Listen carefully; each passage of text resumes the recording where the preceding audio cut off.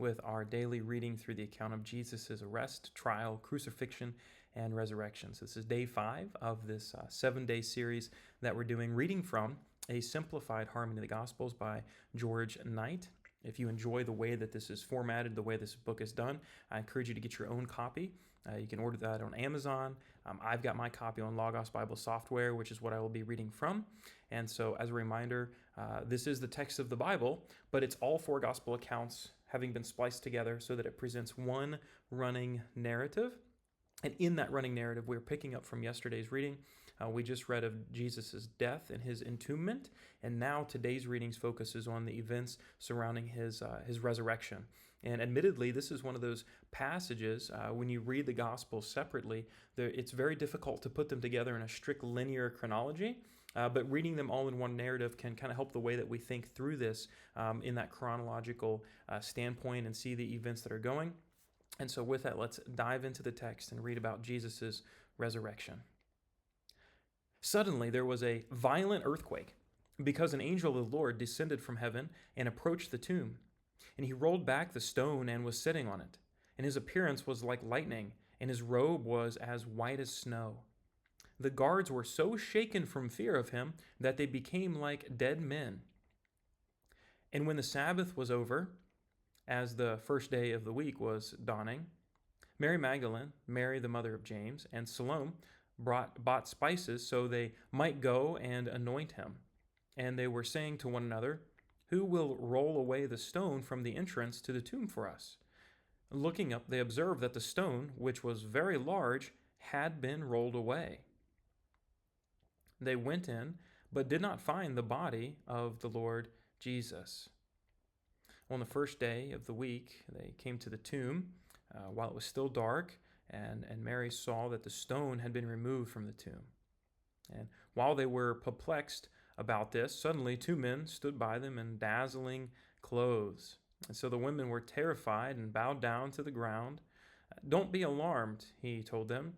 "You are looking for Jesus the Nazarene who was crucified. He is not here, for he has been resurrected, just as he said. Come and see the place where he lay.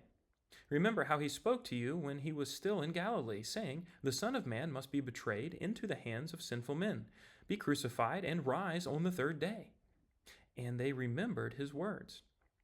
But go quickly and tell his disciples and Peter, and he has been raised from the dead.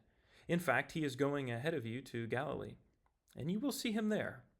Listen, I have told you." So departing quickly from the tomb with fear and great joy, they ran to tell his disciples the news. Now returning from the tomb, they reported all these things to the 11 and to all the rest. Mary Magdalene, Joanna, Mary the mother of James, and the other women with them were telling the apostles these things, but these words seemed like nonsense to them, and they did not believe the women. At that, Peter and the other disciple went out, heading for the tomb. The 2 were running together, but the other disciple outran Peter and got to the tomb first. Stooping down, he saw the linen cloths lying there, yet he did not go in. And then following him, Simon Peter came also.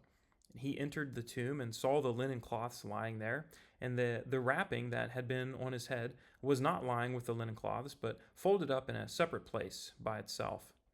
The other disciple, who had reached the tomb first, then entered the tomb, saw and believed. For they still did not understand the scriptures that he must rise from the dead. Then the disciples went home again. But Mary stood outside, facing the tomb, crying. As she was crying, she stooped to look into the tomb. She saw 2 angels in white sitting there, one at the head and one at the feet, where Jesus' body had been lying. And they said to her, "Woman, why are you crying?" "Because they've taken away my Lord," she told them, "and I don't know where they've put him." Having said this, she turned around and saw Jesus standing there, though she did not know it was Jesus. "Woman," Jesus said to her, "why are you crying? Who is it you are looking for?" Supposing he was the gardener, she replied, "Sir, if you've removed him, tell me where you've put him, and I will take him away." "Mary," Jesus said. Turning around, she said to him in Hebrew, "Rabboni," which means teacher. "Don't cling to me," Jesus told her, "for I have not yet ascended to the Father. but go to my brothers and tell them that I am ascending to my Father and your Father, my God and your God." And Mary Magdalene went and announced to the disciples, "I have seen the Lord." And she told them what he had said to her. What a powerful resurrection day that is that we'll be celebrating here this Easter Sunday. And that concludes today's readings. And again, admittedly, this is one of those passages where it's very difficult to get the strict chronology of the events because for as much detail as we do have, there's just not enough segues to know the exact chronology. I like the way that George Knight has laid these out. But if that was a little bit confusing to you, I encourage you to check out Apologetics Press.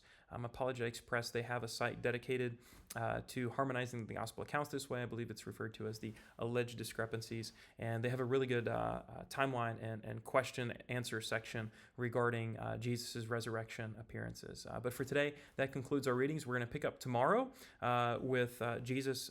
He's going to be encountering his disciples. And so look forward to that reading. And until then, God bless.